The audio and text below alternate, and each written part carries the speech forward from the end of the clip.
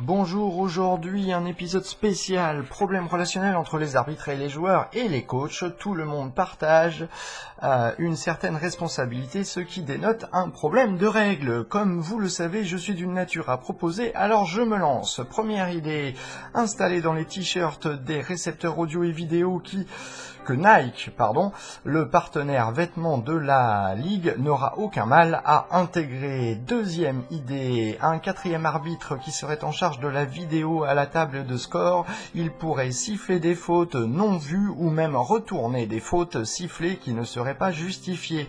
Personne n'est parfait, il faut permettre aux arbitres de pouvoir assumer leurs erreurs et ainsi diminuer tout énervement. Il serait aussi en charge du lien direct avec le centre de revue vidéo, permettre moins de perte de temps et plus de transparence. Les arbitres pourraient ainsi tourner à chaque quart-temps. Troisième idée, mettre en place des pénalité de temps pour toute faute technique, par exemple être suspendu un quart-temps ou 12 minutes et que le joueur doive retourner au vestiaire le temps de cette suspension limitée. Pour une faute flagrante de niveau 1, on pourrait envisager une suspension de 2 quart-temps. Ceci n'est qu'un exemple. Si la suspension est prononcée en fin de match, le reste du temps de suspension dû pourrait être reporté sur le match suivant. Quatrième idée, mise en place de challenge pour une équipe à hauteur de 1 par quart-temps, comme cela se fait en ce moment en G-League. Cinquième idée, les coachs doivent être soumis aux mêmes règles concernant les agressions verbales et physiques que les joueurs, pénalités, suspensions et éjections comprises.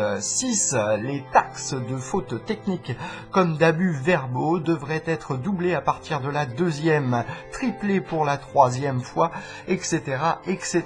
Ainsi, les joueurs seraient très influencés pour ne plus s'exprimer de mauvaise manière à l'encontre des choses, en tout cas de manière négative. Le tout est fait pour inciter les joueurs, les coachs à arrêter ou tout du moins diminuer les complaintes incessantes qui ont lieu durant les matchs ou lors des interviews d'après-match. Voilà, il s'agit bien sûr de propositions d'un fan. Je suis fan de la NBA et je le revendique car j'adore ce sport et j'adore ce qui se passe dans la NBA.